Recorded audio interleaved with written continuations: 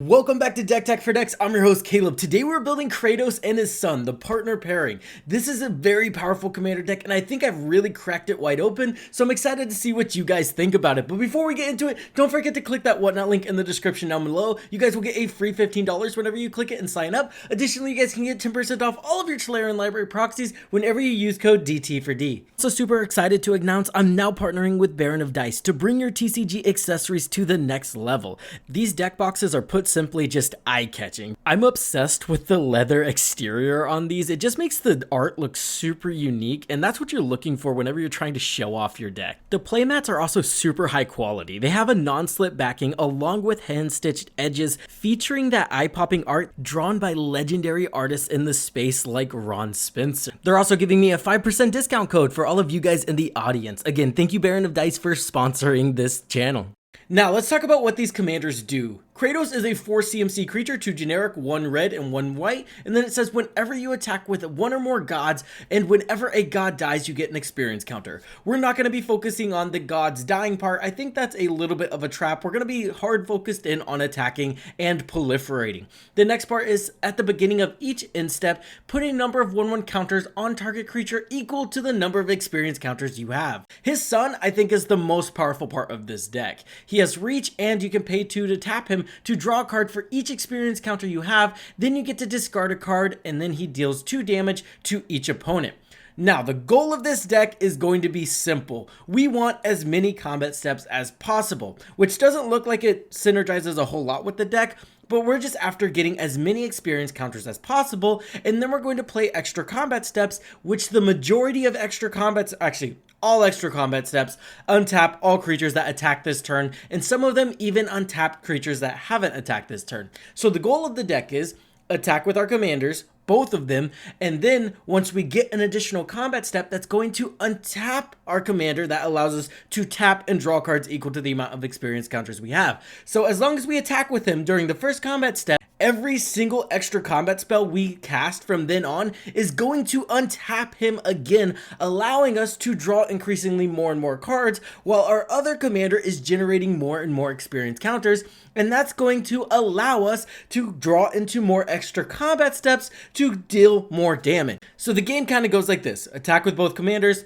untap both commanders, only attack with Kratos, tap son for a ton of cards, and then hopefully draw into another combat step. Another thing we need to make this strategy work is we need to be generating mana on the combat step, which is honestly super easy to do in these colors. Let's get right into it. The first cards that kind of came to mind are the Professional Facebreaker effects, and now there's 2 of them. We have Knuckles and Professional Facebreaker. Essentially, both of these say whenever they deal combat damage to an opponent, we get to generate a treasure token, and we can trigger that up to 3 times because we have upwards to 3 opponents. So as long as 3 creatures are constantly attacking our opponents, we're going to at least get 3 treasure tokens off of that. Knuckles also has double strike, so that's going to generate an additional treasure token, since it is a different phase of the combat step, right? Because you deal first strike and then regular damage, so that allows you to generate 4 treasure tokens with Knuckles, but only 3 with Professional Facebreaker. Either way, both very good.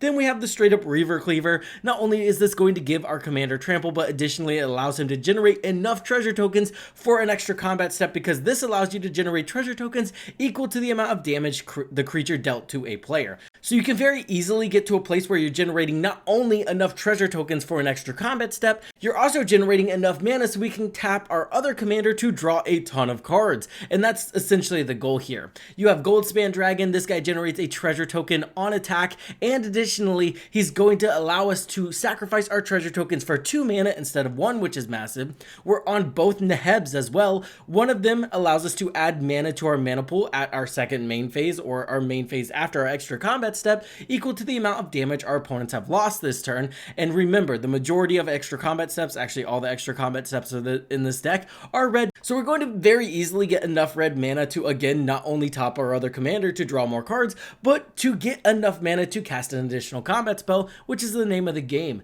Neheb Dreadhorde General, you have to do a little bit of different finagling to make this guy go off, but he kind of does something very similar. Whenever he deals combat damage to a player, you can discard as many cards as you want out of your hand, and then you get to add that much mana to your mana pool and draw that many cards. So another way we can kind of get into additional combat steps, and we can get all the fodder we don't need out of our hand. And remember, our commander or our other commander is drawing us a ton of cards, so there's going to be fodder in our hand to make sure that this guy is able to generate us enough mana.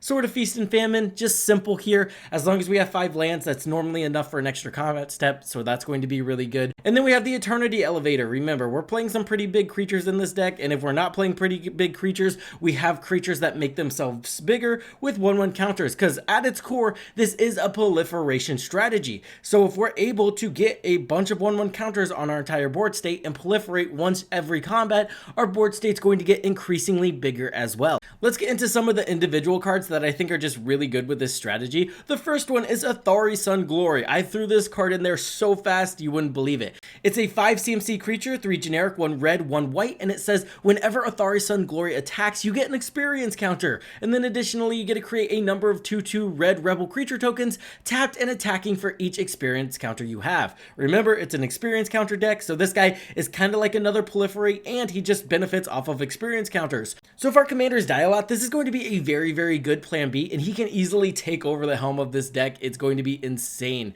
Danny Pink is also insane because of the nature of the proliferation strategy. He's a 4 CMC creature, 3 generic and a blue, and I just think he's really, really busted. He has Mentor, which means whenever this creature attacks, you get to put a 1/1 counter on another attacking creature with lesser power. And then it says creatures you control have whenever 1 or more counters are put on that creature for the first time each turn, you get to draw a card. So imagine we have a 1/1 counter on our entire board state. We go to combat, we get to proliferate, and then we instantly get to draw cards equal to our board state. That's kind of insane. Now, it only works once per turn per creature, but once per turn per creature is enough, I promise you. And there's other cards in the deck that proliferate on our opponent's turn, so if we're proliferating on our opponent's turn and we're drawing cards equal to our board state on every single one of our opponent's turns, this card gets absolutely insane. Just make sure not to deck yourself out with it. Jace's Archivist is kind of broken for the same reason, right? As long as we're able to attack with him for the first combat step, he's going to untap whenever we cast any other of our extra combat steps. So the goal is here to, again, have another version of our other commander in case he's not on the battlefield or in case he gets hated off the board. Now we have Jace's Archivist. He has a tap ability that says each player discards his or her hand, then draws cards equal to the greatest number of cards discarded this way. So now we can discard our hand, hopefully draw into an extra combat step, and kind of keep the train rolling. We're trying to get as many combat steps in one turn as possible and kill our opponents that way. Insight Enigma is just going to be good because of the nature of the proliferation in this deck. You get to pay 2, tap it, put a counter on this artifact, and then draw cards equal to the number of counters on it. Kind of like a Fair the One Ring in this deck. Sensational Spider-Man. This creature is really, really broken in this deck, and I think he's just really broken in general and worth taking a look at, especially in your proliferation decks. He's 1 generic, 1 white, and 1 blue. He says whenever Sensational Spider-Man attacks, tap target creature a defending player controls and put a stun counter on it. Then you may remove up to 3 stun counters from among all permanents, draw cards equal to the number of stun counters removed this way.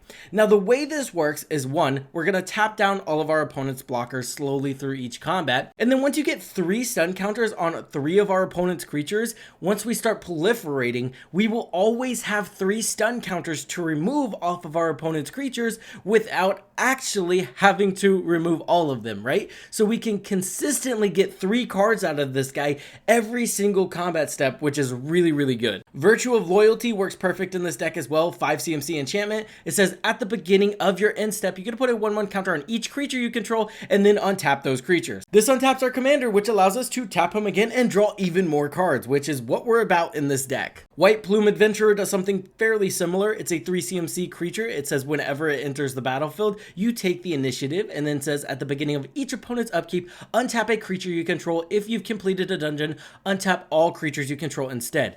In this deck, we really only care about untapping our commander that allows us to tap to draw cards equal to the experience counters we have, so we really never need to complete a dungeon for this card to be really good here. It's just really good here all the time. all will be one. Remember when I said to pick this card up because it's going up in price? It's doubled. It's like $15 now. It's insane, but not surprising, right? This is a 5 CMC card. It says whenever you put one or more counters on a permanent or player, all will be one deals that much damage to target opponent, or creature an opponent controls, or planeswalker an opponent controls. So if we have a giant board state and we're proliferating every single combat, we can machine gun down everybody's creatures, everybody's planeswalkers, and then we're going after everybody's health. This card's really good.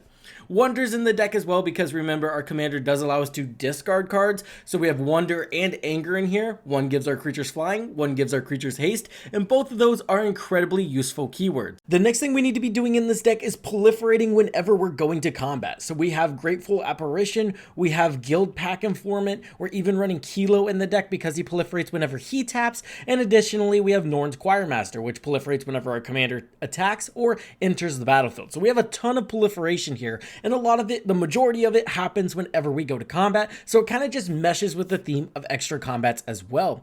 We also have the Patrolling Peacekeeper, which we proliferate whenever our opponent commits a crime, which is basically anything in Magic. Whenever an opponent targets something that is not theirs, that's a crime. So this has the potential to proliferate a ton, and that's going to not only make our creatures massive, but it's going to allow us to draw a ton of cards.